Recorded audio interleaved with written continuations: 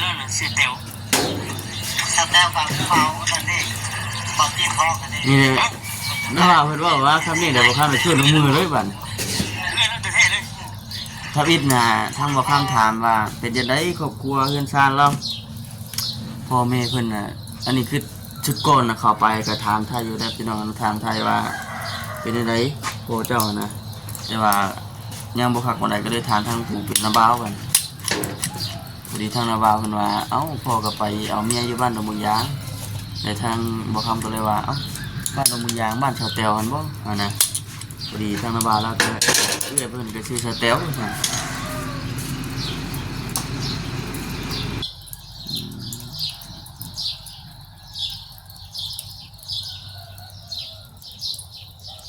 FC ไลน์ทานเพิ่นคอมเมนต์เข้ามาอยู่หลายแบบ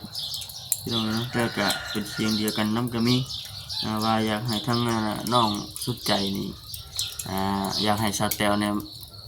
บ่ง่ายๆก็อยากให้สาวแตวนะมาชวนน้องสุดใจไปอยู่นำนะพี่น้องนะปัญหาก็เฮาก็ยังบ่ทันได้ฮู้ว่ามันสิเป็นไปได้บ่นะ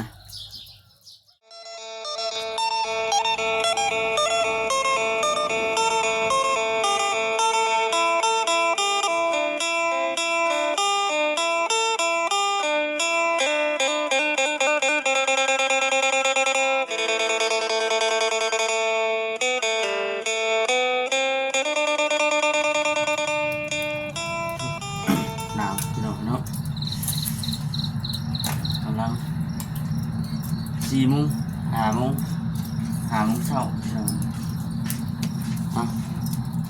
ก่อนอื่นก็มีแต่ว่าทักทายสบายดีเด้อพี่น้องเด้อนะทักทายสบายดี FC กันเปิดสุขคนพี่น้องเลยพวกกับคนดังอีกคือเก่า คนดังได้พี่น้องตื่นเช้ามาก็ดังตลอดเนาะดังไฟ พอกับคนดังอีกคือเก่าอีกคือเดิมพี่น้องเอ้ยแต่ละมื้อแต่ละวันตอนเช้าลุกขึ้นมาก่อนสิเฮ็ดหยังก็ต้องได้ดังไฟก่อนนะก่อนสิจัดแจงเครื่องของในห้างกะเบสิเด้อพี่น้องแต่ละมื้อแต่ละวันก็ FC บางทางเพิ่นก็ยังบ่ทันได้ฮู้ที่ไปที่มาของพระคำก็มีนะแต่ละมือก็เอาง่ายๆจะตั้งแต่เริ่มต้นตั้งแต่มีห้างนี่แหละพี่น้องนะตั้งแต่ทางผู้รักผู้ใหญ่ที่ว่าเพิ่นเฮ็ดให้ว่าซั่นซะทางอ้ายอยู่ต่างประเทศเพิ่นแล้วเพิ่นเฮ็ดให้เพิ่นสานความฝันให้ว่าซั่นมีหันค่าขึ้นบ้านคือเมืองเพิ่นพอได้ค้าขายง่ายมืออันนี้ก็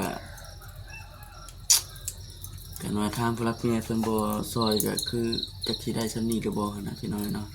นี่ก็คิดอยู่ในใจตลอดนี่ก็ได้คิดฮอดคิดถึงเพิ่นคือเก่าฮักเพลงเพิ่นคือเก่าจังได๋แล้วเนาะพี่น้องเนาะมื้อนี้ก็มาถ่ายคลิปให้กับ FC ได้เบิ่ง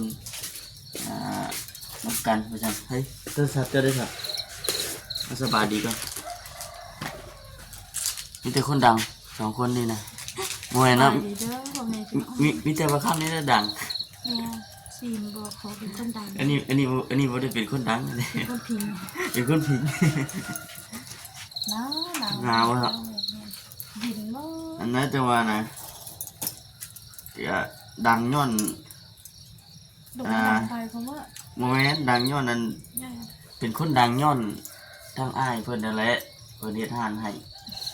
ก็เป็นคนดังจนฮอดปัจจุบันนี้แม่ดังแต่เริ่มต้นพี่น้องเลยนะแต่ก็คือว่าเนี่ยแต่ก็ทางบ่าวคำแล้วก็สิก็บ่ได้เคยลืมบุญลืมคุณเนาะแม่แต่ทางรักเนี่ยเพิ่นสานความฝันให้เป็นจริงก็แม่นพี่น้องเนาะบ่เคยลืมบุญลืมคุณเพิ่นคุณงามความดีเพิ่นที่เพิ่นสดถอยเฮาอยู่ในใจตลอดซั่นนี่แต่ว่า ว่าจะใดคำใดทางบ่คำแล้วก็ทางงานพยินนี่แหละพี่น้องนะว่ายังสิพากันจะขอโทษขออภัยหลายๆเด้อเนาะบางครั้งบางคราวก็เฮ็ดหยังแบบบ่ได้แต่ตองก็มีนะเฮ็ดหยังแบบเชื่อจังไดล่ะผู้เฒ่าผู้ถึงการแค่นี้พี่น้องเอ้ยแต่มีแต่ว่าขอโทษขออภัยหลายๆเด้อฮะคอยหากระปุกนี่นะ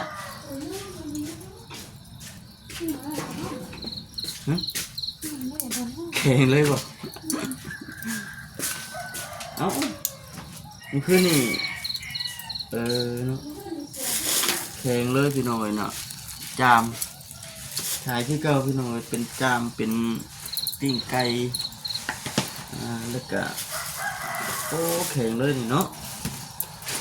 จามปิ้งไก่ปิ้งซีนไก่ก็มีปิ้งจามก็มีปิ้งตับก็มีโครงไก่ก็มีปลาทูก็มีพี่น้องปิ้งเอาถ้าหากว่าแบบมีลูกค้าทานใดผู้เที่ยวเพิ่นอยากได้แบบสดก็มีคือกันขายปกติก็พี่น้องเนาะตัวเอาไปหับที่ตลาดมาไปหับที่ตลาดมาแล้วมาเซไว้ในตู้พี่น้องหนาวพูดดีว่าเอามานั่งว่าหน่อยนึงพี่น้องคลิปนี้ก็ได้เนาะว่าพอดีมันหมากขีดไฟไปน้ำคนดังต้องได้ฟิงไว้นะพอดีว่ามื้อว่านนี่เนาะพี่น้องช่วงค่ำๆช่วงแรงทางบ่อคำก็ได้ทางบ่อคำแล้วก็ทางทีมงานได้ไปหาน้องสุดใจสันเนาะซื้อเพิ่น FC เพิ่นตั้งให้ FC เพิ่นตั้งให้น้องรำคาญน่ะเปลี่ยนชื่อซะเด้อว่าซั่นจะคิดได้ชื่อรำคาญน่ะจะคิดว่าจังไดฮะ น้ำข้างเหรอ น้องรำคาญ ถ้าหรือว่าสีบ่ม่วน ชื่อบ่งามใช่บ่ แม่สีบ่ม่วน FC เพิ่นคอมเมนต์เข้ามาหลายพี่น้องเนาะเพิ่นว่าเอ้าชื่อจังซั่นน่ะนะเอาแบบนี้เพราะว่าชื่อน้องเพิ่นน่ะน้องรำคาญสุดใจก็เลย FC เพิ่นเลยเอามาเว้าจังซั่นว่าคือบ่เอาน้องสุดใจว่าซั่นนะน้องสุดใจว่าซั่นจังชื่อจังม่วนแน่ เสียงมันนี่นะคะ แข็งบ่มันบ่ขาดบ่ ก็สิขาด เสียหน้าหมดย่างมันออกเบิดเนาะตรงนัวมันจะได้เสเขาถึงอย่างเลยฮะมาไหนจีบนี่เนาะ เอาไว้ ตูดเสน้องฮะทูก็มีพี่น้องเดียวพวกเขาจะไปบ้างสูตรที่ว่าปิ้งให้น้องใช้ผ้ากับน้องบุตรกินเมื่อนั้นแหละบ้างปาดเบิดพวกเขาปิ้งผิวน้องใช้ผ้ากินเมื่อนั้นเลยเกลือกับเป็นนัวเฮ็ดพอใส่เลยเป็นเส้นทางเลยแล้วมันจะมีส่วนล่างเลยน้องสุดใจว่าฉันว่าหลายคนเห็นชื่อแล้วก็มันบ่งามปานใดนะน้องรำคาญว่าฉันเนาะถามไปถามมาเพิ่นว่าเอ้าน้องสาวแท้ๆของสาวแต๋วพี่น้องเอ้ยเนาะเอ้าว่าฉันทำข้าวก็ตกใจได้พี่น้องเอ้ยคือว่าจังซั่นบัดทีนี้ว่าฉันกะสุดก่อนก็ช่วงที่ว่าทางบ่คำเข้าไปถ่ายทำสเตลช่วงนั้นก็ได้ยินเพิ่นเว้าออกมาอยู่เด้อพี่น้องว่าบ้านเพิ่นก็อยู่บ้านนี้บ้านที่บ้านน้องน้ำพานอยู่นะเนี่ยมาฟังเลยบ้านน้องสุดใจอยู่นะเพื่อนก็ผูกพังเบิดเลยนั่นเพื่อนผูกพังเบิดมีแต่ละบ้าวเพิ่นจะเคยเว้าอยู่ว่าแนั่นนี่แต่เขาก็จะสิว่าจังได๋เนาะแต่ว่าทางน้ำบ้าวเพิ่นก็ได้ปากออกมาแล้วเมื่อวานนี้ว่าในเมื่อลานว่ามาแบบนั้นก็เพราะว่าเราก็เบิ่งคลิปอยู่ด้วยพี่น้องในเมื่อลาน ว่ามาเป็นนั่นก็เฮาก็จักสิถือได้ใดหันนะจักสิถือคำเว้าคำว่าหลานว่ามาได้ใดนี่เมื่อหลานเว้าออกมาเต็มปากไปซั่นเลยว่าทางระบาบ่เบิ่งบ่แย่งว่าซั่นนะทั้งที่อันนี้เฮาก็ยังบ่ฮู้ว่าใครเว้าความจริงความหยังดอกพี่น้องเนาะนี่ตามที่ได้ยินทางผู้เป็นระบาเพิ่นเว้ามาทางระบาก็ได้ห้ามได้หยังไว้อยู่แต่ว่าเพิ่นก็สิเลือกไปอยู่นำมันผู้เป็นพ่อที่ว่าพ่อสเตลปัจจุบันนี่จะเป็นพ่อของน้องลำคาญพี่น้องเนาะแต่ว่าเป็นพ่อหน้าของสเตลนะแบบนี้ แม่เดียววะ ฮะ แม่ แม่เดียวแต่ว่าคนละพ่อนะแต่ว่าผู้ไปอยู่บ้านสเตลนะเป็นพ่อแท้ๆของน้องลำคาญเดี๋ยวพ่อหน้าของสเตลตัวนี้เพียงคงแต่นั่นต้องไปเรียนที่มันกะเหมือนกับมาหลายอย่างพี่น้องเนาะ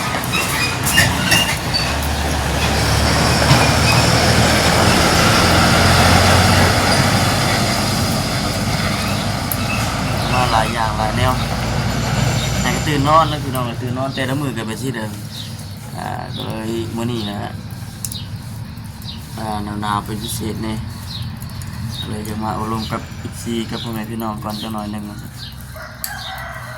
ไปเบิ่งคิดกันพี่น้องเด้อนี่ดิมันมีลมเลยเพราะคำมันมีไม้มันเสียงมันชัดเจนไปเลย บ้านสาวเตลเพิ่นนำมาสาวเตลครับเอ้ยนี่นะ น่ะสาแตวพัดเอื้อยเพิ่นได้บ่เห็น ไม่ใช่ว่าไปประมาณนั้นนี่แหละเอื้อยแล้วน่ะเสียเตลสาวเตลฟังเฝ้านั่นเองฟังที่ห้องนั่นเอง นี่เลยน้าว่าเพิ่นว่าคำนี้เดี๋ยวบ่ข้ามไปช่วยลงมือเลยบัด เอื้อยแล้วจะเท่เลย ถ้าอิดน่ะทางบ่ข้ามถามว่าเป็นจังได๋ครอบครัวเฮือนซ่านเราพ่อแม่เพิ่นน่ะอันนี้คือชุดก่อนน่ะเข้าไปก็ถามไทยอยู่ได้พี่น้องถามไทยว่าเป็นจังได๋พ่อเจ้านะแต่ว่ายังบ่คักปานใดก็เลยถามทางผู้เป็นน้าบ่าวกันพอดีทางน้าบ่าวเพิ่นว่าเอ้าพ่อก็ไปเอาเมียอยู่บ้านดงบุญยางแต่ทางบ่คำก็เลยว่าเอ้าบ้านดงบุญยางบ้านชาวแตวหั่นบ่นะพอดีทางน้าบ่าวแล้วก็เอื้อยเพิ่นก็ชื่อชาวแตวซั่น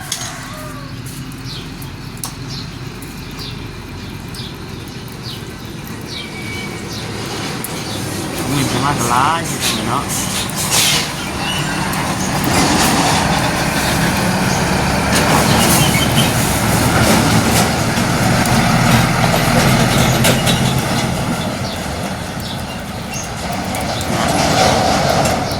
ที่เพิ่นก็เป็นคำว่าเป็นถ้าเป็นอย่างที่พูดสเตลน่าจะให้น้องไปอยู่น้ำเลยมันเป็นไปได้บ่เนาะพี่น้องเนาะอันนี้เขาก็ยังบ่เคย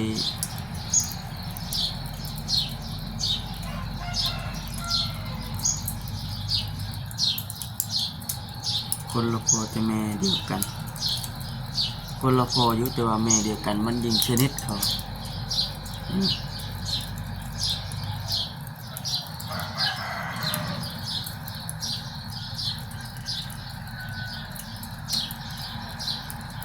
บางท่านมันก็ว่าสเตลเคยชวนไปอยู่แต่น้องคนบ่ไปเพราะว่าทั้งน้องคนน่ะก็ทั้งน้องเพิ่นน่ะหากมาแต่เวียงได้พี่น้องมาแต่เวียงช่วงที่ว่าทั้งทีมงานเฮาเพิ่นไปหามื้อแรกๆมื้อนั้นหามื้อแรกมื้อนั้นแหละมาแต่เวียงมื้อนั้น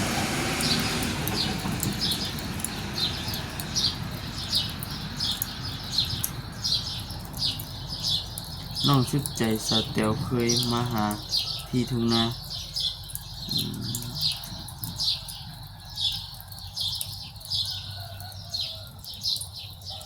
FC ไลน์ทานเพิ่นคอมเมนต์เข้ามาอยู่หลายแบบพี่น้องนะแต่ก็เป็นเสียงเดียวกันนำก็มีว่าอยากให้ทั้งน้องสุดใจนี่อยากให้สเตลเนี่ยบ่ง่ายๆก็อยากให้สเตลนะมาส่วนน้องสุดใจไปอยู่น้ำนะพี่น้องนะปัญหาก็เฮาก็ยังบ่ทันรู้ว่ามันสิ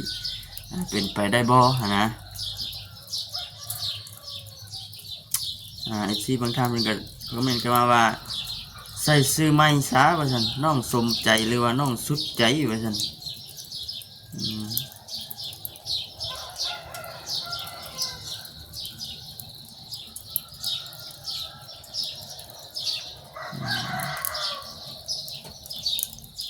อันนี้ก็แตกพระผ้าพาย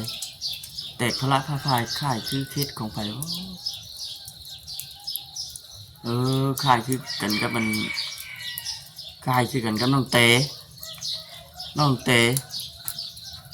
ผู้เป็นแม่น่ะซื้อเต๋วแม่น่ะดิอันนี้ก็ได้แตกพระผ้าพายไปทั้งไผทั้งเรา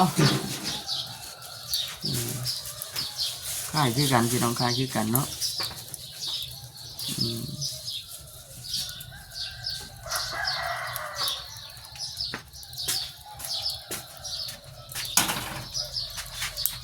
หนาวบ่แต่ละมือแต่ละวันแม่เดียวคนละพ่อสเตลเนี่ยเป็นเอื้อยเจ้านี่อันนี้บอกคำไปถามจากปากเลยนะคนละพ่อแม่เดียวคนละพ่อสเตลเนี่ยเป็นเอื้อยเจ้าเอื้อยแท้ๆเลยคนละพ่อจะแม่เดียวกันคนละพ่อแต่ว่าแม่เดียวกันแม่ผู้ที่ว่าเสียไปนี่บ่สเตลผู้ที่ว่าเพิ่นอยู่บ้านหนองบุญยางในปัจจุบันนี่แหละเริ่มแล้วพี่น้องเริ่มแจ้งเริ่มสว่างแล้วบัดทีนี้นี่กายไปกายมากกายไปอุดหนุนช่วยในเด้อพี่น้องเด้อมีหวดมีมวยมีมะพริกดิบมะพริกพายมะพริกแห้งก็มีจะหน่อยสิพาขับไปเบิ่งอยู่ทางไหนคือว่าอะไรพี่น้องในคลิปนี้จะเอามาเอาลงกันหน่อยนึงน้องลำคาญเลยว่าน้องสุดใจก็แม่นพี่น้องเลยเนาะนี่ว่ายิง14บางทางมันก็ว่าเอ้าก็จะมาซื้อกันเท่าสั่นที่แรกๆไอ้ที่ทั้งช่องมาข้างกับทีมงานเนี่ยก็ยังไม่ทันได้รู้เลยพี่น้องเนาะพอจากที่มาค้ำไปทานจากปากก็ในยินทางนาบาวเราว่ามาหน่อยเลยที่ทางมันก็หู้มาร้ายแบบน้องเป็นน้องสาวเดี๋ยวจะได้บ่เหรอที่จะได้บ่มันจะเป็นไปได้บ่เพราะว่าทางสเตลมาชวนน้องไปอยู่น้ำนี่นะตอนนี้คำก็เลยคิดว่ามันจะเป็นไปได้บ่นะมันก็บ่ฮู้ตะกี้คือบ่เห็นเหมือนตะกี้น้องเพิ่นไปเวียงเลยไปเวียงหากมาเฮ็ดงานอยู่เวียงแต่ว่าเจ้านายเพิ่นโกงบ่ให้เงินบัดนะก็ที่แน่ๆก็คือยังสิได้เข้าไปหาทางน้องเพิ่นอีกอยู่ดอกพี่น้องเนาะถามไทยเบิ่งคือเนี่ยลองไปถามทั้งสองฝ่ายคือแบบว่าถามน้องๆเลยค่ะเนื้อละโอ้ยน่าเข้าใจว่าสิ่งไม่ได้บ่จะไม่บ่เนี่ยเนาะเขาก็ว่าอย่างนี้ก็ได้นะบ่อย่างไปก่อนบ่เป็นอย่างไปก่อนบ่ได้จากต้องถามจากปากผู้เป็นเอื้อยแล้วก็มาถามพี่น้องอีกเนาะเพราะว่าอยู่หันมันก็บ่ได้มีไผดิเพราะว่าเฮาสิอาศัยให้เพิ่นผู้เป็นน้าบ้านก็สิอาศัยเท่านั้นนะแต่ว่าเรื่องเบิ่งนี่เพิ่นเบิ่งอยู่เบิ่งเพิ่นก็บ่ได้ป้าบ่ได้ทิมแต่ว่าเฮาสิอาศัยเพิ่นไปฮอดใช่เนาะตัวนี้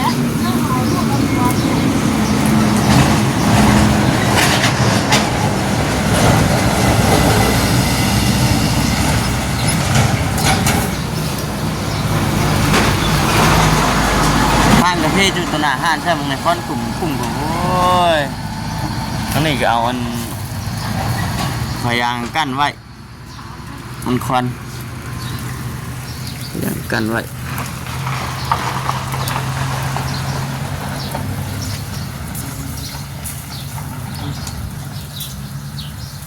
น้องไอ้เต้นมือแต่ละวันอาชีพเป็นอาชีพรักด้วยเลยแบบนี้เนาะ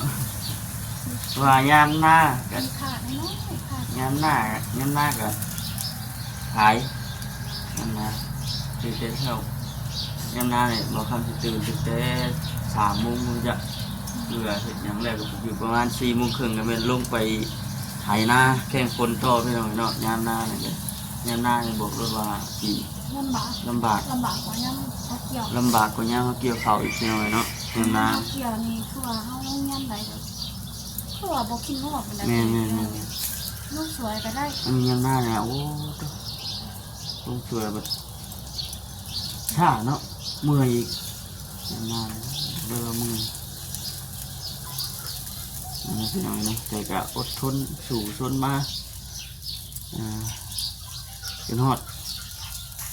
กูมื้อนี้เก็บไปเรื่อยๆพี่น้องเนาะ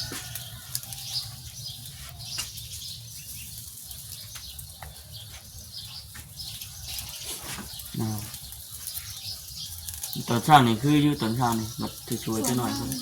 มันสิลงแต่ไหนจะคือว่าในพี่น้องฝากเป็นกำลังแรงใจให้ในเด้อพี่น้องเด้อเนาะฝากเป็นเข้ามาคอมเมนต์เป็นกำลังใจให้แนวฉันบอกคำกับสอินพอได้มีกำลังใจเฮ็ดคลิปแล้วก็พอได้มีกำลังใจเฮ็ดเวียกเฮ็ดงานแต่ละมื้อแต่ละวันเนาะผู้ไปก็มีกำลังใจผู้อยู่ก็มีกำลังใจว่าฉัน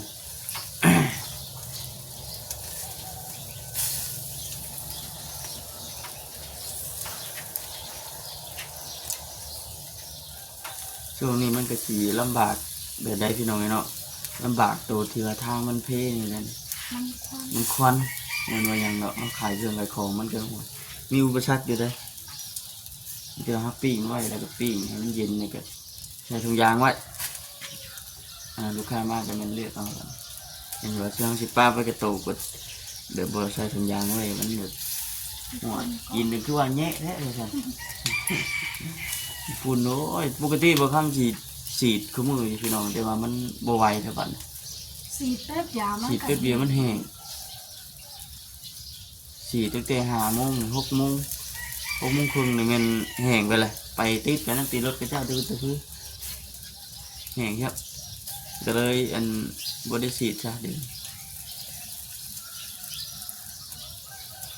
นู่นไปพี่น้องว่าเมื่อนี้สิไปหาครอบครัวใดแน่ว่าฉันเนาะจะได้มีโอกาสเข้าไปเยี่ยมยามถามไทยทั้งน้องสุดใจเพิ่นอีกบ่นะแต่ว่าเข้าไปก็สิถามให้กับ FC ได้ฮู้รายละเอียดกันอีกเท่านึงคลิปนี้ก็จบคลิปกันเป็นกำลังใจให้สาวอินด้วย อย่างเนาะฝากเป็นกำลังใจให้เราสองคนอยู่ด้วยเนาะ นี่โอเคสบายดีพี่น้องสบายดี